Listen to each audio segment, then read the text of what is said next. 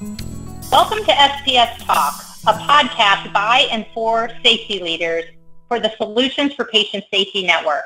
My name is Ann Lyron, and I'm the Clinical Director of SPS. Today, I would like to introduce an outstanding colleague in pediatric patient quality and safety, Dr. Rustin Morse. Rustin is the Vice President of Quality and the Chief Quality Officer of Children's Health System of Texas, as well as an Associate Professor of Pediatrics at the University of Texas Southwestern Medical Center. The title of our podcast today is The Physician's Role in Rapid Response Teams. Welcome, Rustin. Thank you, Ann. I appreciate the kind introduction. And for this podcast, I actually brought a guest along with me, and I want to make this a little bit of an interview. I have Dr. Josh Cook here with me. He's the Associate Professor of Pediatrics, also at the UT Southwestern Medical Center, and he is the Clinical Director for the Pediatric Critical Care Services, and he is our co-chair for our CPR committee. He oversees our Emergency Medical Response Team, which we call MET, Medical Emergency Team. And I want to have a conversation with him about his role and the role of the physician in the Rapid Response Team. So Josh, thank you for joining me this morning. Welcome. Just to begin with, tell us a little bit about the MET program and when you think someone should call a Rapid Response Team. Yeah, so in Dallas, we try and coach people to call a MET whenever a patient is clinically heading in a direction that looks like they might need more services than what the floor can provide at that point in time. And what that means is that that may be that the nurses need additional resources, that the respiratory therapists need additional resources, that the mom is concerned about the patient and she doesn't feel like things are escalating quickly enough. Essentially, anyone on our team, and we include the parents in that team, can call for a MET. We do have systems in place. We have a pediatric early warning score that we use to try and mark progression of illness, and it actually dictates that a MET gets called at a certain score. But we encourage our staff to call a MET at any point in time that they think they need additional help in taking care of the patient.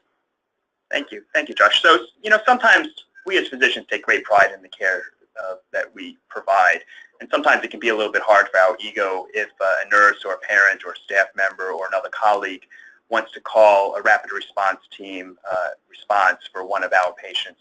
What do you tell the physicians, or how do you coach them to respond in that situation?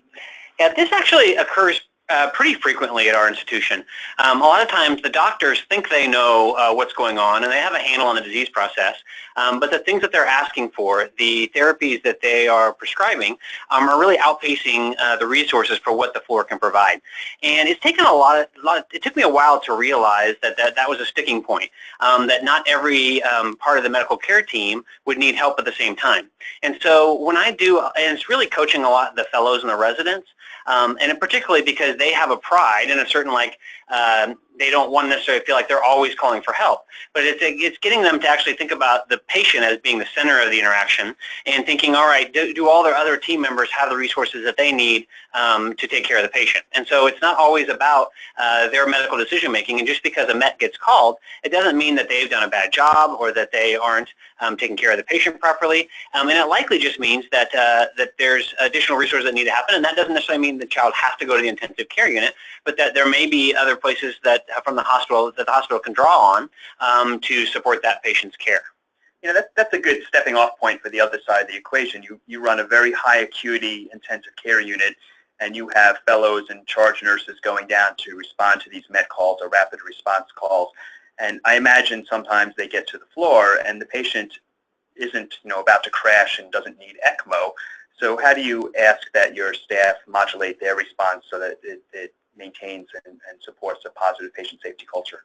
Yeah, this is a conversation we have all the time because it's oftentimes, and I would say almost always the majority of the time, the ICU team, whether that's the fellow, the nurse, the respiratory therapist, they're leaving a patient that is really critically ill.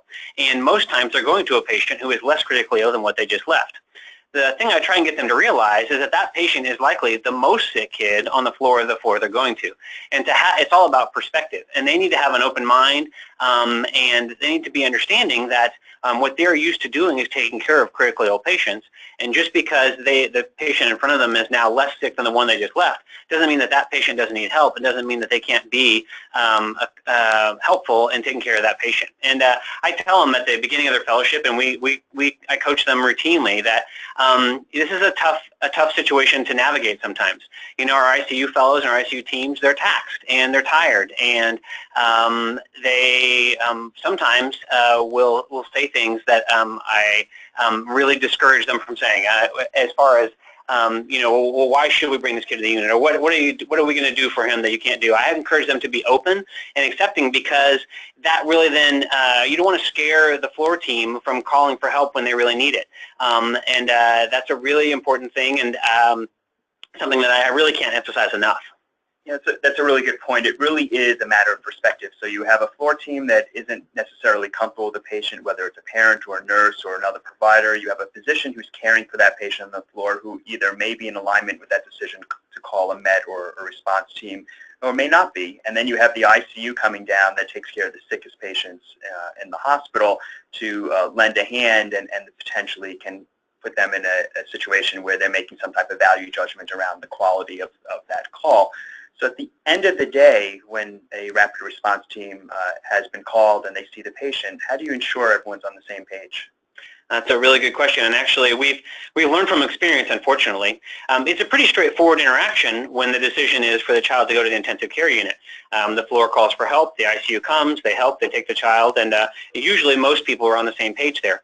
The tricky part comes when we do come up with creative ways, or we deem that the patient's okay to stay on the floor. And in our hospital, that happens about 30% of the time, where we support this floor and help them to care for the patients, but don't necessarily transfer the patient at that moment. We want to make sure during those cases, though, that everybody's comfortable with that. And so we had a couple situations where that didn't happen, and we had subsequent root cause analyses that we realized that the floor team was uncomfortable, but they were afraid to speak up. There is a fair amount of hierarchy and intimidation sometimes that can occur in these kind of very tense situations. And so what we instituted was a post-met huddle. So if that patient's going to stay on the floor, actually our administrative supervising nurse, who is over all the hospital staffing and helps to coordinate patient movement and throughput, he or she leads a huddle and actually goes to each individual involved, the bedside nurse from the floor, the bedside resident from the floor, the charge nurse from the floor, the ICU team, and they have to actually state that they're comfortable with this plan. They review the plan, that they state they're comfortable with the plan, and they know what to do and how to escalate in the future. If at that point in time any of the members of the care providing team isn't comfortable, then we start all over, and we kind of reassess the situation, and we figure out how to get the patient the best care, the care they need. What I found is that if you put the patient at the center of the interaction, if you put them in the middle and not make it about each individual, you can really help to drive patient safety. So that's something that we've been doing for about a year now, and it's been we've had a lot of positive feedback about it, and people really feel like they're being heard, and feel like they are not afraid to advocate for their patients. Well, that's a great process. I appreciate you sharing that with us. I thank you for joining me on this podcast this morning, but really more importantly, I thank you for your leadership here at Children's Health. It's one of the reasons I wanted to have a guest on this podcast is that I think it's important from a physician leadership standpoint that we recognize we have leaders throughout the organization, and that together we can do so much more than individually, and you have been a true champion for patient safety at Children's Health.